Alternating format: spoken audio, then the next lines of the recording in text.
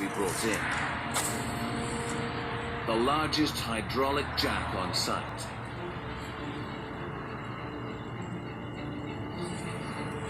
Now he's hitting again with the hammer to shock it and...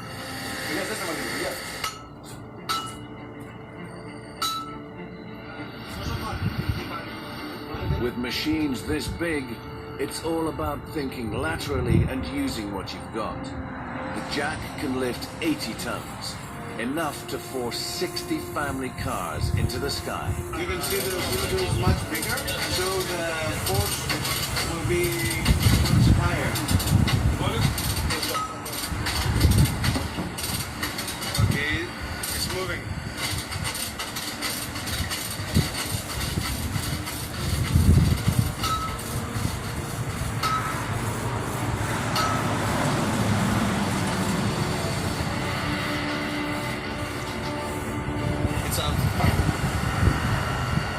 It just needed more power. The crucial factor was the bigger cylinder. Gave us a hard time, but it's a small win. Through ingenuity and pure hard work, Ilias and his maintenance team are back on track. This is another example that people must find the solution right here without having much time to plan or design. Okay, they find a problem in front of them and they must find also the solution immediately. But tensions are rising.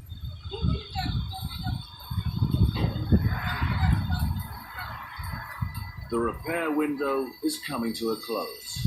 Now that we're stopped for maintenance, after that there will be no excuse if we forget something and the machine has to stop again.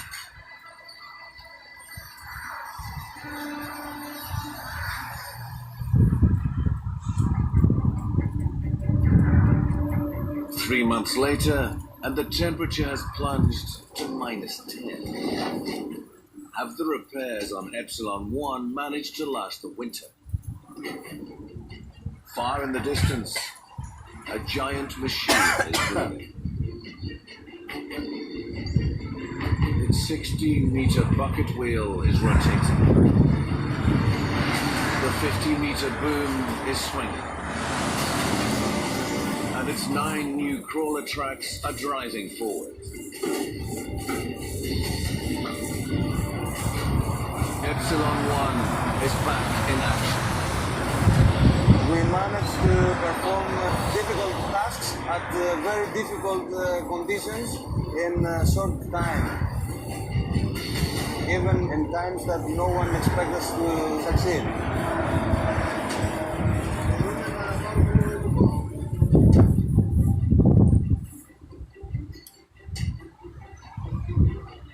I feel very proud to see that the machine is working perfectly. We are lucky to be here. This is what it's all about.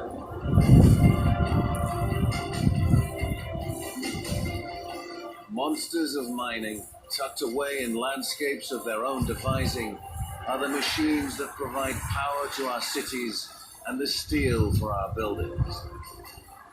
The men and women who wrangle these steel beasts are unsung heroes, securing our way of life in the harshest environments on the planet.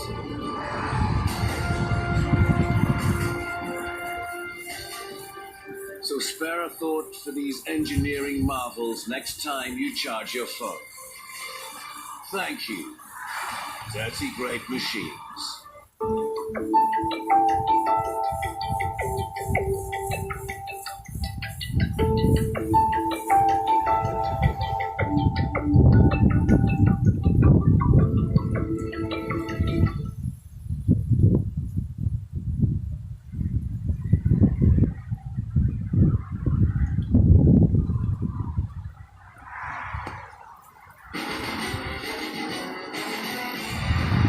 Mightiest machines on the planet.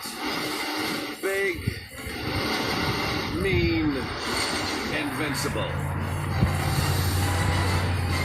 Battling Mother Earth, the modern world couldn't survive without them. In this episode, we climb aboard maritime monsters that go where others fear to float. The world's newest drill ship is tested to its limits. Getting out!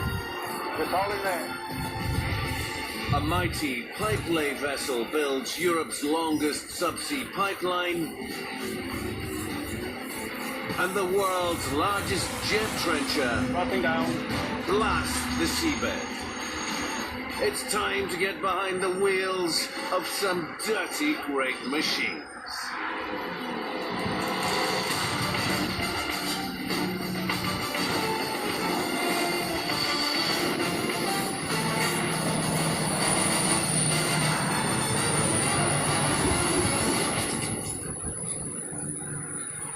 Ensco DS6 is the world's newest drill ship. Costing £425 million, she's also expensive. Her mission is to drill for oil on the high seas. She's sailing to a testing location 2 miles off the South Korean coast. Over the next several days, she must pass critical sea trials. Make sure everybody's on the same page, everybody knows what's expected of them. And most importantly, her crew must perform final tests to prove her drilling equipment is safe to strike black gold. Hi guys, how's it all going? The next job on the program here is to lay out that riser running tool. I know some of you are new on the job here. You've all got experience doing it, but here it's a little bit different, okay? We want to try and keep it safe. There is a little bit of pressure to get it done, but we will get it done correctly. We will get it done on time, and we'll get it done on budget. An old saying, plan the work, work the plan. That's what we're going to do. The man tasked with putting this Leviathan through her paces is senior subsea engineer Don Breed. A 30-year oil industry veteran, he's literally the dawn of deep-sea drilling. When I started in the oil field 30 years ago, rigs like this were only dreamed about. This is state-of-the-art. The cost is enormous. The equipment, size and weights, huge. Drill ships are mobile oil rigs, designed to reach the deepest and most inaccessible oil reserves in the world. They lower thousands of tons of drilling equipment to the seabed via a hole in the hull called a moon pool. At the end of a long pipe called a riser, a powerful drill eats through Earth's toughest rocks. If oil is struck, the drill ship will make way for a production rig, which will extract the oil for market.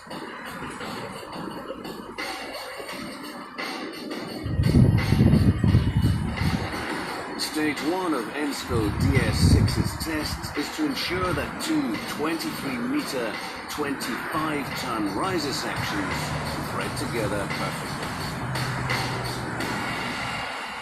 This is the first time we've ever picked this equipment up. We're proving the system as we go here. It could be dangerous if it gets out of control. At a cost of £200,000 each, the risers must be carefully lifted into a vertical position. A trolley takes the first to where Don and his team are waiting. Come on in.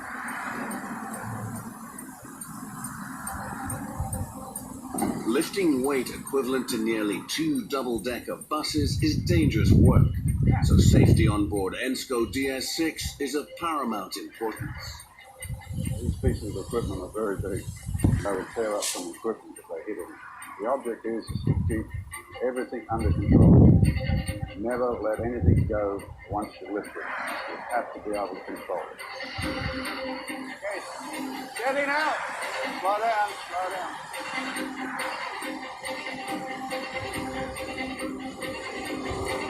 Yeah, bring it up. Let me watch this weight indicator. As Ensco DS6's hoist lifts the riser, the trolley's hydraulic arms keep it from rolling off onto the deck.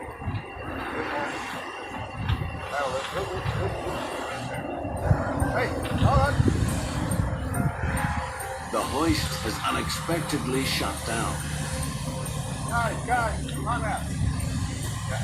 Just holding there. Don't stop. Hold the driller. It's registering a warning. That's the same thing. Don and his team must investigate.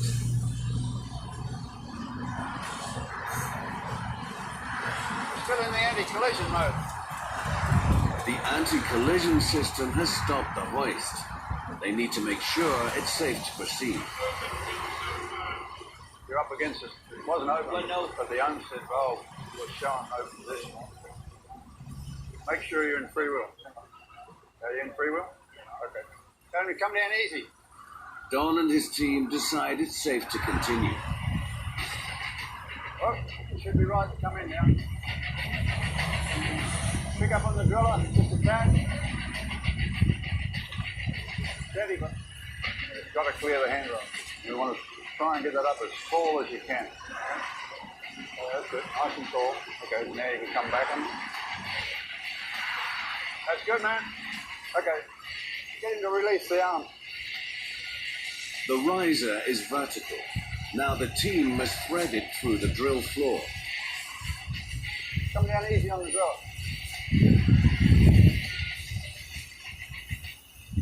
Oh, down a little bit more. Bit quicker. Keep going. Bit more.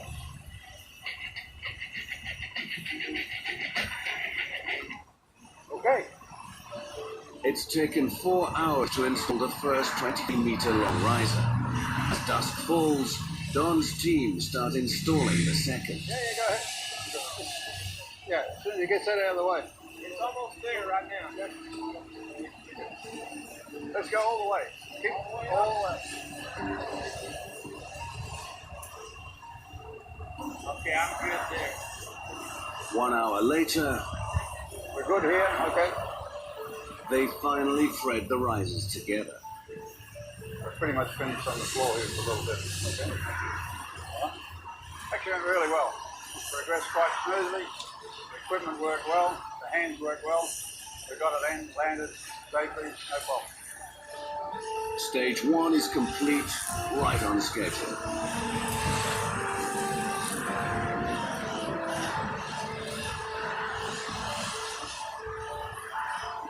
But stage 2 will be an even greater challenge. We've got a drop-in piece that fits here. Then we can move this BO2 into there. Lifting a 5-story tall, 420-ton chunk of iron, whilst this maritime marvel is at the mercy of the sea. If you dropped it, I sure wouldn't want to make that phone call.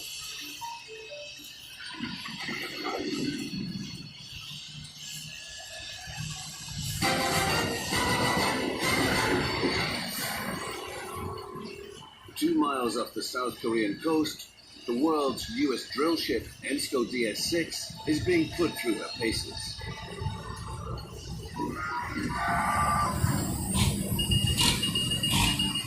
Steady.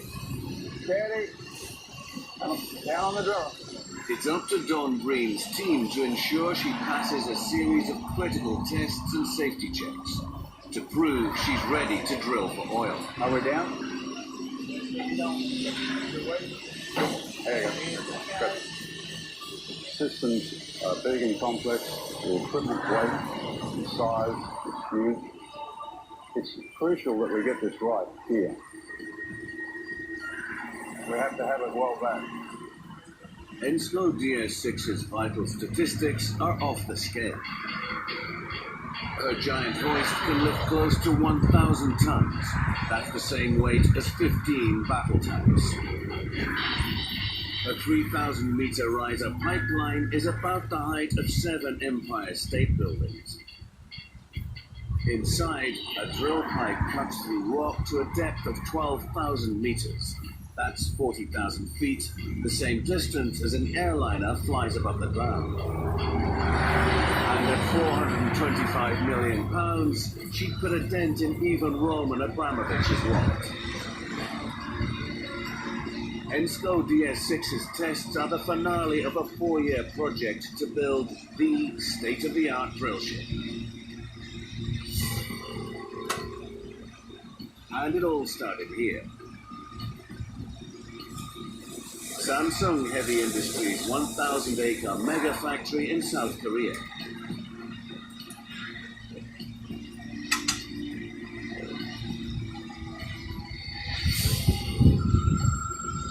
It's a miniature city created to build monster maritime machines, manned by 30,000 engineers and skilled workers.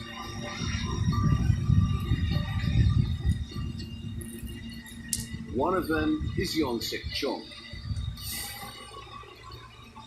저희 삼성중공업은 100만 제곱미터의 대지 위에 설계와 생산시설이 같이 구성되어 있습니다. 각 부서관이 정확하고 효율적인 업무 구성을 통하여 모든 일이 유기적으로 구성될 수 있도록 진행되고 있습니다.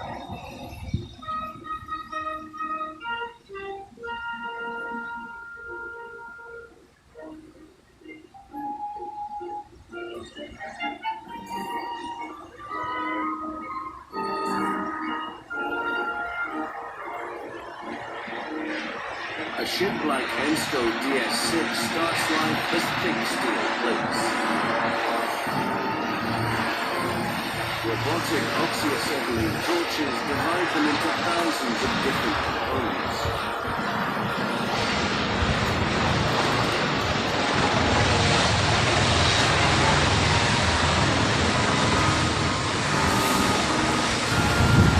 As they advance down the production line, they're joined together to grow into ever larger ships.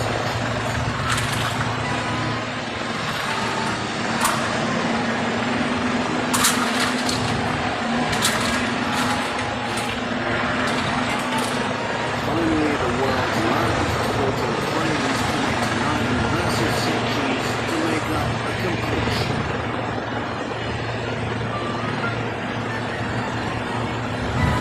After 3 years of planning and 1 in construction, Ensco DS6 was born.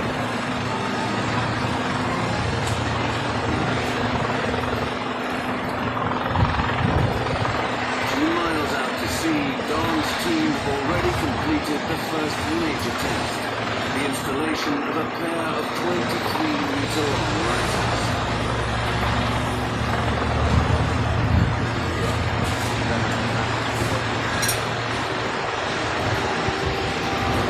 For test stage 2, there was a lot of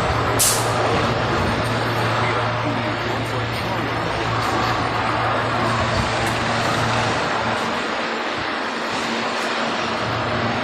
5 stories tall, over 20 million pounds. It's the largest and most expensive piece of kit on board Ensco DS6.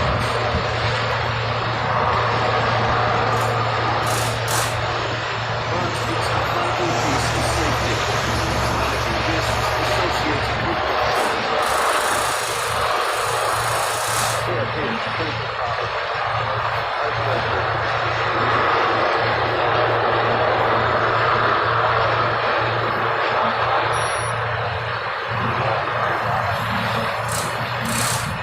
connecting the riser to the railway will ensure safe drilling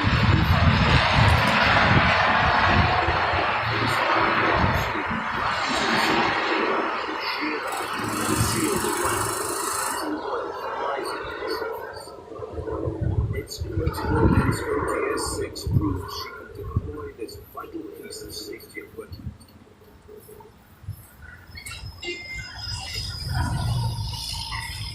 But moving steel this large is a math challenge. BOP is 420 tons. As you can imagine, moving this thing around, you definitely don't want it to get loose. You must keep control of it. You cannot lose control of it. If you did, and you dropped it, and it went into the water, I sure wouldn't want to make that phone call.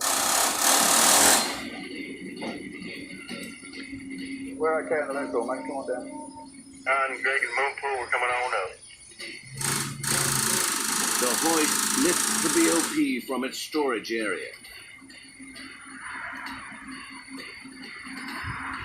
But keep coming forward. A bit more.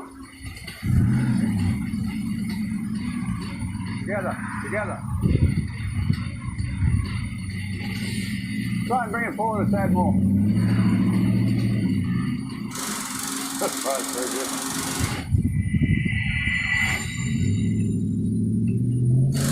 Hey Jeff, come on down. The BOP is lowered onto its trolley. Okay, hold it. What we'll do is we'll just nudge it. You know how to operate the pins? The BOP come down and land out on these pins. That takes the whole weight of the BOP. And then we can release the BOP. And then the BOP is captured into the trolley. Look like they're fully engaged. We've still got a bit more to come down, mate. But Don spots a problem. It looks like it's on a slight angle. So the only way it can do that is if, you know, on the end of the pin, you've got raised edge, if it's sitting up on one of them. The BOP is leaning. We better find out because we're going to do a load test. If the BOP topples over, 20 million pounds worth of equipment goes to a watery grave. And Don's phone call nightmare will come true. Okay. Go down and have a look at each one. Okay. See if you can see that pin sticking all the way through. Okay.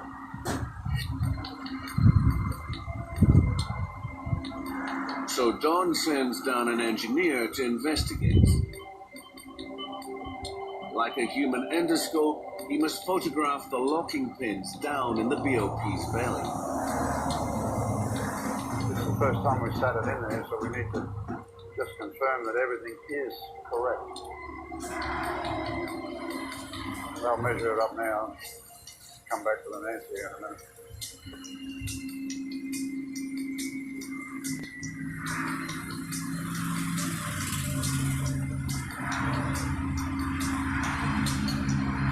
What's the verdict?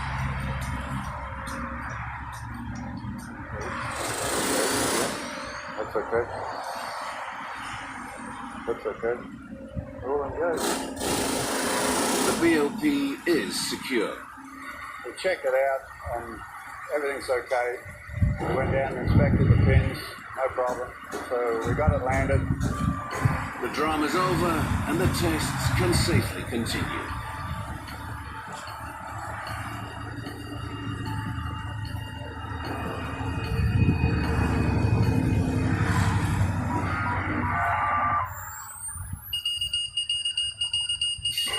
Elsewhere in South Korean waters, a different maritime monster is preparing for battle.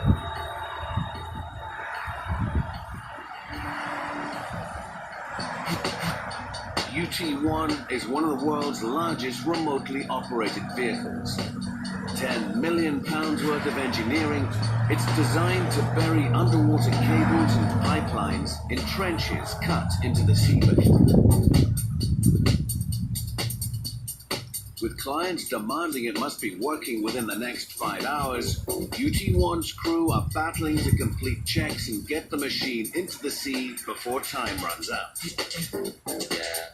Okay, if we can start to lower the TSS functions. Okay, we're on track of flame. Keep it coming. And all stop. The man in charge of this beast is the chief super, Greg Bush.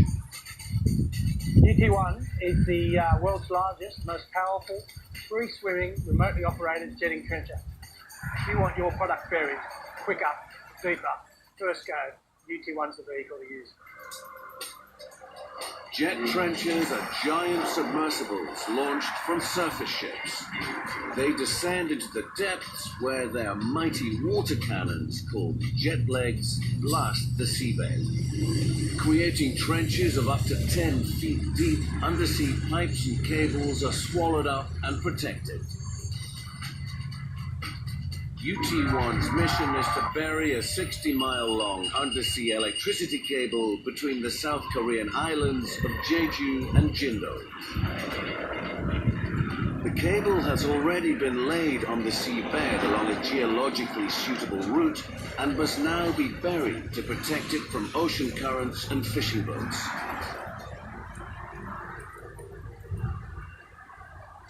Okay, pants up 1. To find its target underwater, UT-1 boasts an array of high-tech electronic eyes. We've got these two cameras here, a colour and a black and white. We've got a rear-facing black and white, and we've got another camera down aft. So we can go down to even one camera and we can continue operating. Having said that, it's good to have them all operating. Gives the guys extra confidence. It's far better when you can see what you're doing. To maneuver the 60-ton UT-1 underwater with pinpoint accuracy, the machine is equipped with powerful propulsion. Yeah, okay, we'll do the forward thrusters come off your port motor. Okay, stand by. There you go. Go underway. Give it a little bit more tickle. UT-1's got 10 thrusters on board. We've got 4 vectored horizontal thrusters. We've got 4 vertical thrusters, and we've got 2 what we call big dogs, and they're our main propulsion when we're jetting. There we go, that's underway. Give it a bit more. Okay, and stop that. Okay, do you want to go to jet legs? Seeing and swimming underwater are crucial, but UT-1's most important component is its jet legs. No jet legs, no trenching. Okay, now close that port one now. Port leg. This is the business end of UT-1. Everything else on the vehicle, the electronics, the lights, are all about getting these 2 things down into the seabed.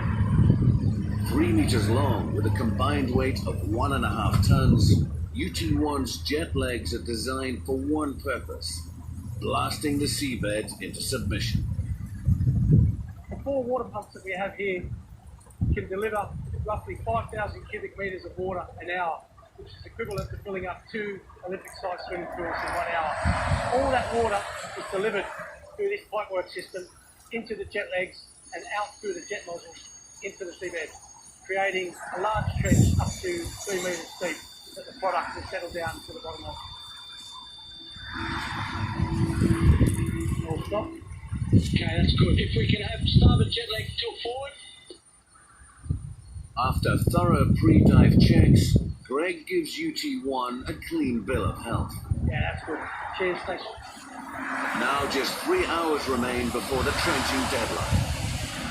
It's time to launch. But this part of the operation shivers the timbers of even the saltiest sea dog. We've got large, high tension voltages, we've got large loads, 70 tonnes swinging on a lift line.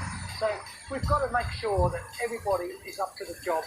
Throw in 10 metre seas and it can become quite emotional at times. To avoid being reduced to tears, Greg needs a textbook deployment. But it's just not going to be his day. Dropping down.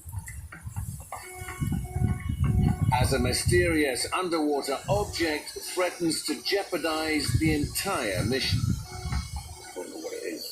You've got to know the size of it. Could be anything.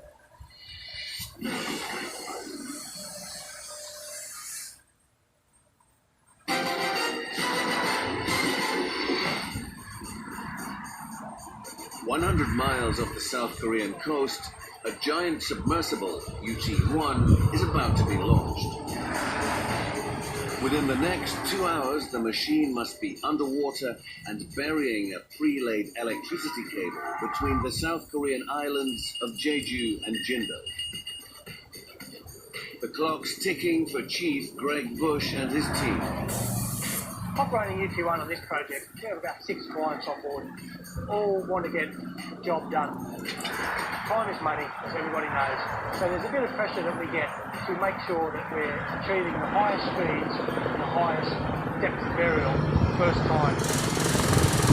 Greg and his second-in-command, John, take up their positions in UT-1's control room. Launch stage 1 is to pick up the machine with a giant A-frame crane and suspend it over the sea.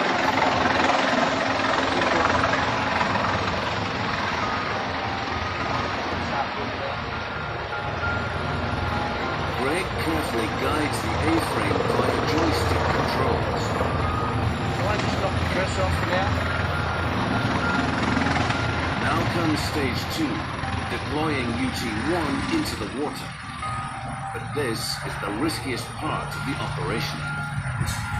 There's a danger the sea's motion could damage the umbilical cable containing the machine's power and communication supply. We have to make sure that we get our launching sequence spot on so that we get a nice smooth transition through the splash zone in all 3 states. Start lowering you down. The sea is getting choppy, making it doing deployment harder by the minute. Okay, you're on the move.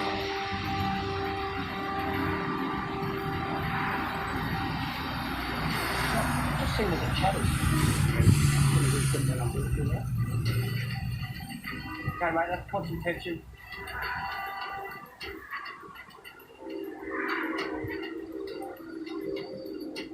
Waves finally lap over the top of UT-1 and it descends into the deep.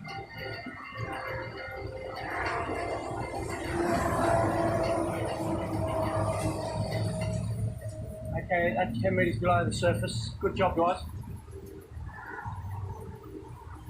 Now en route, it won't be long before UT-1 can bring its might to bear on the South Korean seabed. It weighs 60 tons, the same as 50 average-sized family cars. It can descend nearly a mile underwater where the pressure crushes steel.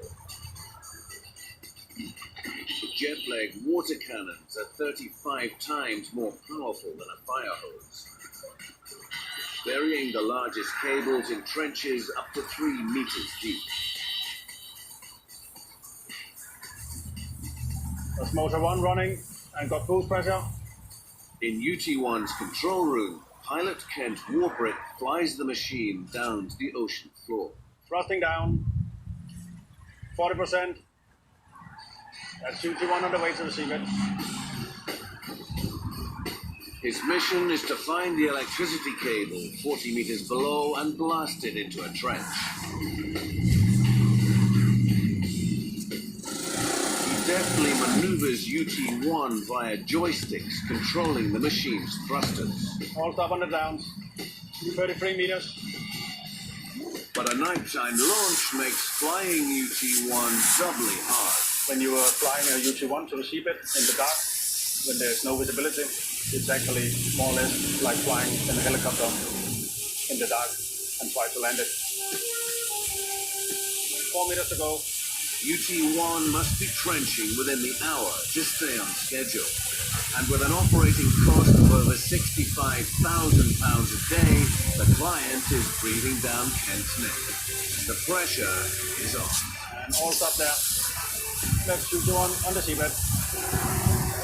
Just taking very calm at John, taking different bit on that front end.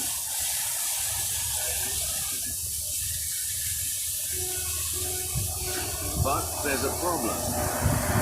Sonar picks up an object on the seabed. It's right on top of the cable, directly in UT-1's path. Trenching over it could damage UT-1's thrusters, immobilizing the machine.